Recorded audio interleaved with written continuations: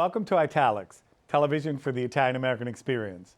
I'm your host, Anthony Tamburri. As a follow-up to last month's episode, we have three other members of the Calandra Institute staff with us this month in the studio: Siân Gibby, Joan Migliori, and Rosaria Musco. And we will be discussing, among other things, 40 years of the John D. Calandra Italian American Institute. Siân Gibby is the Institute's communications writer and editor, and deals with our social media as well. She has been with the Institute for close to a decade now. Joan Migliori, in turn, is our Director for Community and International Programs, one of which is the CUNY Italy Exchange. Rosaria Musco, like Joan, is a decades-long veteran of the Institute and is our Director of Administration, a sort of gatekeeper, we might say. Siân, Joan, and Rosaria, welcome to Italics. Thank you. Thank you. So you've been with the Institute just about almost a decade. Almost, that's right. You guys have been for a couple of decades, and we'll get into that, but this is the first time you guys are on Italics. It is, yes. So let's start with some of your specifics. We'll start with our newest member of the Institute. So what are some of your specific duties? Well, I'm assistant editor of the Italian American Review, our semi-annual scholarly journal. I also work with Joseph Fiora and Rosangela Briscesi on all the public programs. I do maintain the website. I write copy for the website and edit it and maintain it. Pretty much anything that gets printed at the Institute, I've either written it or read it. So that's a lot. And you do some valuable copy editing, I should say. Well, thank you. Yes, I like to do that. Yeah. I've also been doing a little bit of translation. In fact, for Italics a number of years ago, when they had some Italian-only events that needed some subtitles, I was honored to help out with that. So you've been over 2 decades. 22 years. Yeah. Yeah. This is really your career. This has been my career, yeah. 22 years. 22 years, so you have a lot. You know where some of the skeletons Yes, are I buried, do. huh? And it will remain with me. So basically, what do you do? It's interesting because every time anyone asks me that, I'm always like, oh, well, a little bit of everything. The main is the day-to-day activities of the Institute, along with you as the dean. Yeah. I oversee that, all our special projects and our regular projects, sometimes from beginning to end, sometimes in the middle. At some point, I'm involved, or at least until it comes to fruition. And then, of course, there's the clerical staff, which is under my supervision. Because we're under the aegis of Queens College, we deal directly with them, with our accounts payable department, our purchasing department, the Office of Human Resources, as well as the President's office, who we report to directly. Anything to do with our activities, I'm there. All the, let's call it administrative/bureaucratic paperwork, Yes. basically passes through Yes. your office. And there's a lot, including. In spite of the fact that we're supposed to be doing everything online, Right. there's still a lot of Yes, paperwork. yes. And Joan, you've been there the longest. Yes, I've been with the Institute since, officially since end of '84, but I was part-time before for 2 years, but not at Calandra. I was first at the College of Staten Island, and basically what I have been doing, and probably my most important job, is study abroad and exchange programs. And I started the study abroad as the study abroad coordinator at the College of Staten Island. Then I went over to Queens College, started the study abroad program there. And then I was called back to the Institute by our new dean. And happily I came back. And I'm still doing exchange programs, working with research scholars, getting their visas. It's a CUNY-wide exchange, so the students can go anywhere in CUNY in any department. So I have to work with all the department heads and get them registered. When you say the students, you're talking about Italian students. Italian students from Italian From universities. Italian universities of about a half a dozen. Yes. Exchanges for student exchanges, and then we have And then also research scholars, and you work with faculty. Right. And that's my first love, working with the students. So I've been doing that since then. And I also help organize the Italian Heritage and Culture Month Committee magazine. I'm program chair, so every year we put together this magazine. So the summer is just packed with getting it together.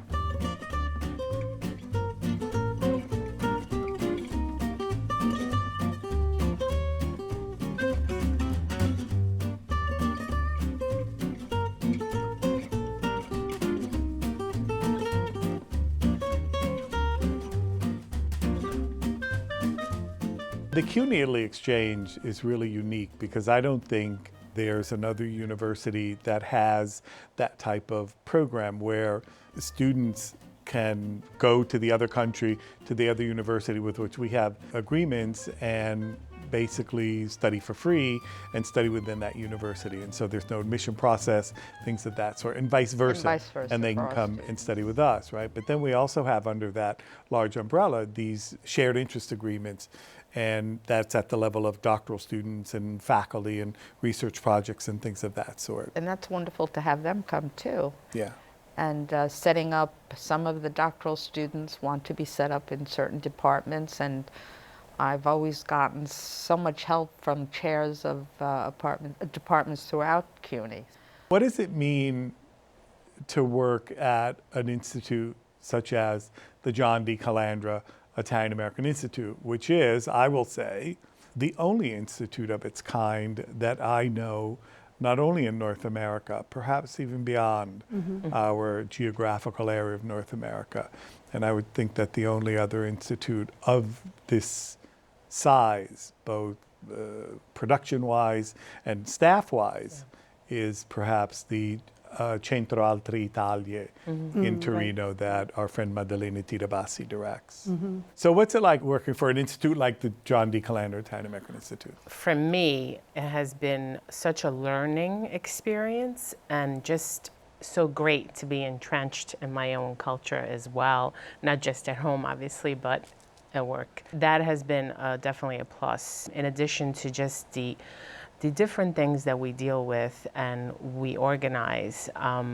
So many different interests, but at the same time, always concentrated within the same Italian American Italian. And that, I think, has opened, for me, it has opened a lot of doors. I've been able to see different views on a lot of the subjects that I normally wouldn't have thought of.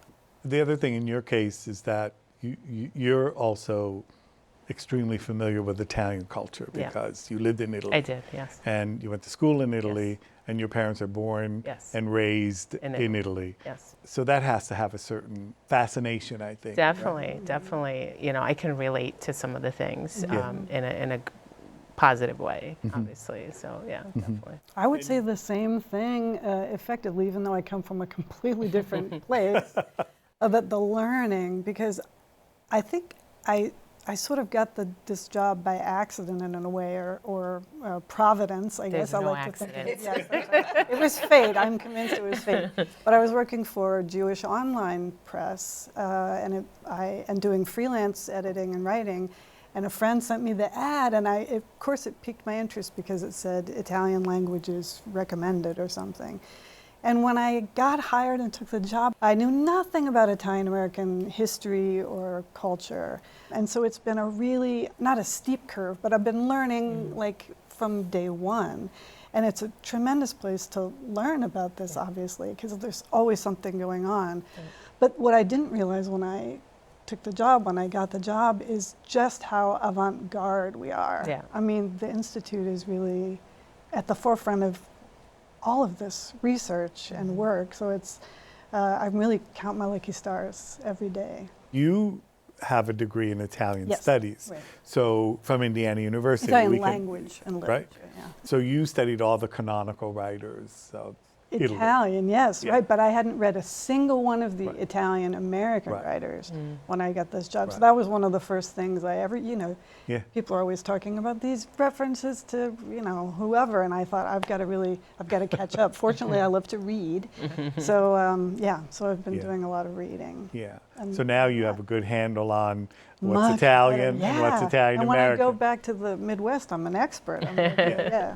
And I say that only because those of us who are of Italian origin, we all grew up thinking of ourselves here in the United States as being Italian. Right. Right. And then there comes a moment whenever it came for all of that, we realized, wait, I'm not Italian. Italian, She or she Right. is Italian, which is important, which Yeah. is one of the things I think that we try to emphasize at the Institute, that Italian American culture is different from Italian culture, Yes. Right. but it's related. Right. Sure.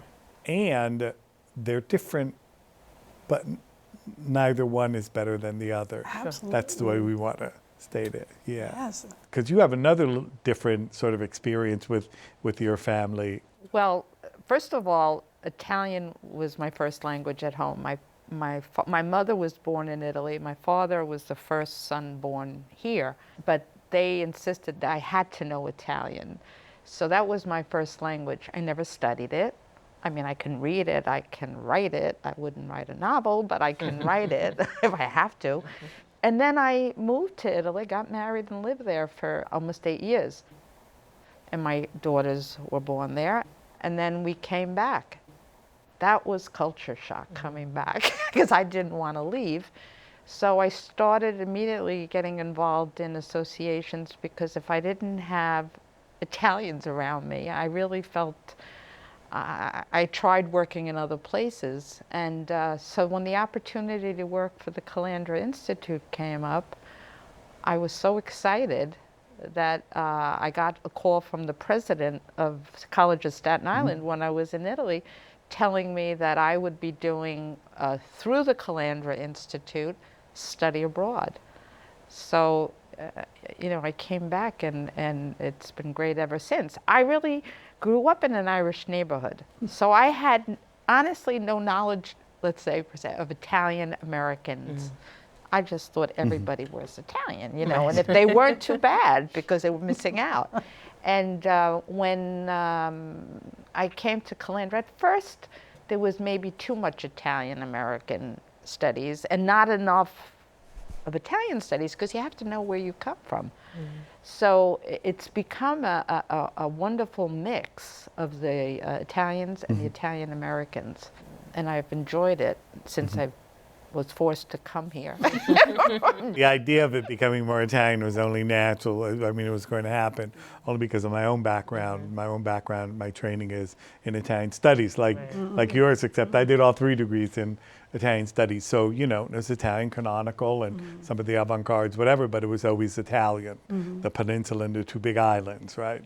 And even my own involvement in Italian American studies in some ways always sort of harks back linguistically, culturally, et cetera, to Italy. So they're intimately related, in spite of the fact that some people don't want to see that or can't see it for whatever reason.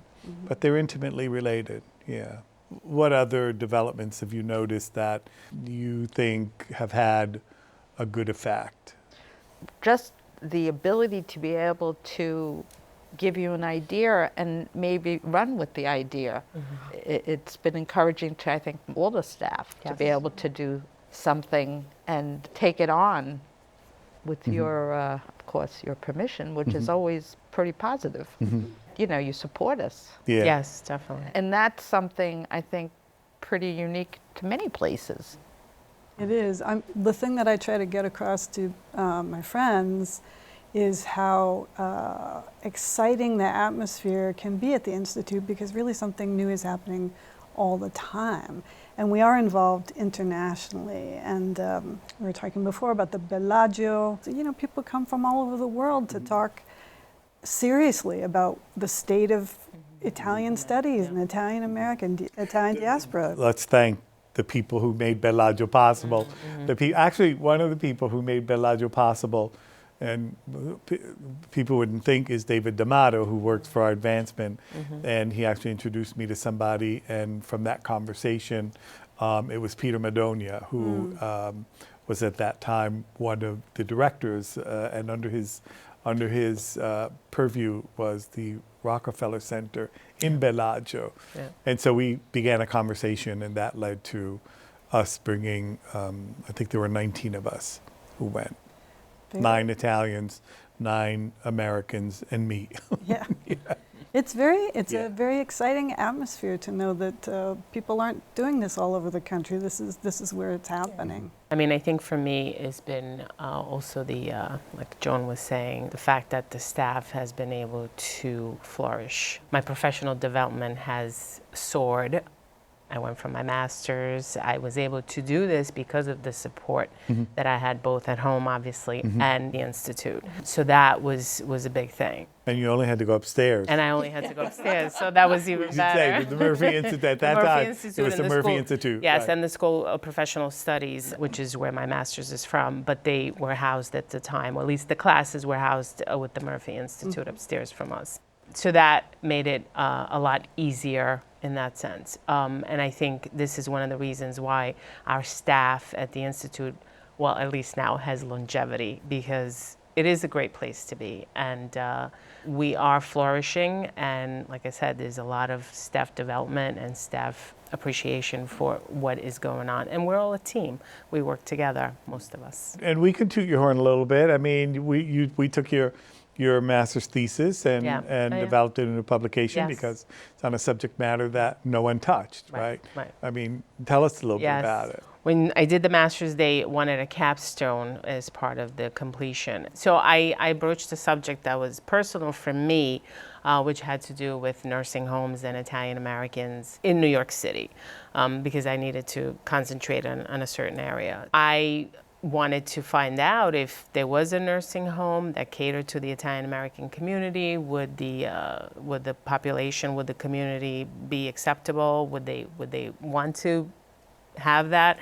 And so there was research that hadn't been done in a long time. It was 38 years since anyone had written anything about Italian Americans and elder care, and so it was hard to try and compare. So mine is the first, I think, as far as I can tell, that looks at the subject again. I was very fortunate that you saw that it was something that we could publish. Yeah, I was happy about that. There's no correct answer here, but what are some of your favorite programming, let's say, that goes on, besides what you're involved in? Not to be a broken record, but I love being at the Institute of an evening when we have some kind of event, a Fuori Collana or one of our regularly scheduled You should series. say what a Fuori Collana is. Fuori Collana. Outside of the regular schedule. That's right, outside the regular schedule, outside the program, program events. And there's, people come even in bad weather, and there might be some tremendously exciting person giving a little talk, or I remember once we had a poet give a reading, and we were initially disappointed that there were only maybe a dozen people there, but it turned out to be this extremely intimate poetry that he was reading from his recent book, and I thought it's much better that there were just about a dozen of us. So I would say everything, which is a boring answer, but same thing. I think all our programs are great, but it's hard to pick one specific one. I think the ones that I enjoy are probably the Fuori Collana, because a lot of them have to deal with Italian. And so I always like the fact that we have people coming in from Italy, and it's great. Recently, we had an event that was sponsored also by the Società Dante Alighieri, dealing with issues as far back as Sacco and Vanzetti, the immigration, all the way up to some of the issues going on in Italy, and that was really exciting. It was also bilingual. We had one person speaking in Italian, another one in English, another one in Italian, and so on and so forth. Yeah. It's great. I love it when the halls are echoing with people speaking Italian. Yeah. I mean, they're all wonderful programs, but just think of all the important people we've had come from Italy. To Calandra. We've had, to say, the mayor of Naples, the cardinal from Naples, but from all, many important people have come to Calandra happily, and they've been all interesting. I enjoy them all. There's an incident that I remember that I'll recount here, and it was when we hosted, under Documented Italians, which is our documentary series, we showed Mulberry Street by Abel Ferrara, and if any of our spectators don't know who Abel Ferrara is, he was a rather controversial filmmaker, and his sort of behavioral patterns of yesteryear were a little bit eye-popping. If you haven't seen Mulberry Street, it's about the feast, and it's a certain view about the feast, and there's a good deal of sarcasm to some degree about certain things. And when I was the one who was going to talk to him after, I thought, okay. And I remember there was someone in the audience who, when we went to the Q&A, said I stayed here to tell you should burn that film. And I thought, uh-oh, here we go. And instead, he was wonderful. He was so mild-mannered, you know, and there was this sort of innocent surprise. And it actually led to a really good conversation with him and with the audience. Yeah. But I think that's also part of the charm of the Institute to some extent, that you can have a dialogue about issues that normally perhaps outside would not be such a, we talk about the Guido Conference. Right. We sort of got beaten up before that. Yeah. Right. But then. But it opened up Yes. a great dialogue and a great conversation with the community, with the people involved. So I think we're a sort of a neutral place where you can have these conversations where there should be had. And so, yeah. Also because one of our colleagues in CUNY is the expert, Dr. Carico. That's right. He's the expert on youth culture, Italian American youth culture. Right. He studied specifically Guido culture, and he brought one of his informants. And of course, one of our senators stood up and said, I was a Guidette. I thought that was... Exactly. Yeah. And that was very helpful, I think, you know, the fact that someone such as Diane Savino, in her, you know, prominent position as one of the state senators, you know, would say something like that. It's a way to normalize it, that there was a certain period where Italian American youth did think of themselves, whether it was the guys with spiked hair, the women with big hair, and so on and so forth, right? So that did, and that's one of the things that we've tried to do in a way. Yes. One really pleasant surprise to me was when we did, and I don't know if you were around already, when we did Terroni by Pino Aprile. And someone came to us and said, there's a friend of mine, he wrote this book. He said it was in Italian, and I thought, oh my God, we'll have like 3 people. And he said that even we ended up with over 50 people. Tu cerchi di abitare, e non uso a caso il termine, una identità più forte. Se sei lo sconfitto, cerchi di abitare l'identità del vincitore. Il vinto ha 2 scelte: ribellarsi, e il Sud lo fece. And there was the famous call from Italy at 2 o'clock in the morning. Our friend Vincenzo Marra was looking at it, was watching from Italy, and from there we developed a nice relationship with Ilica, with his foundation. So there are some nice connections I think we made from all sorts of people. If I were to ask you, what are your hopes for the future? Some of you are going to be around longer than some of us, right? What do you see as far as the future of the Institute? I mean, I think we're pretty much, I don't want to say caught up, you know, but we're there, but just to continue and just keep moving forward with what is happening, and just, like I said, just continue on. I hope that we expand connections in Italy and other parts of the diaspora. I would like people to hear about us and say, well, maybe I will start an institute of my own, of you know, my own interest, because it's, you know, it's really about as exciting a place to be as you can be in academia, I think. Some of this we can work on a little bit more, right? Some of it we can work on a little bit more, although our social media, I think, works quite well. We do enough constant contact messaging, and I think we also have a good Facebook page. There are like 3 or 4 of us that update it. And a Twitter account and Instagram. Right.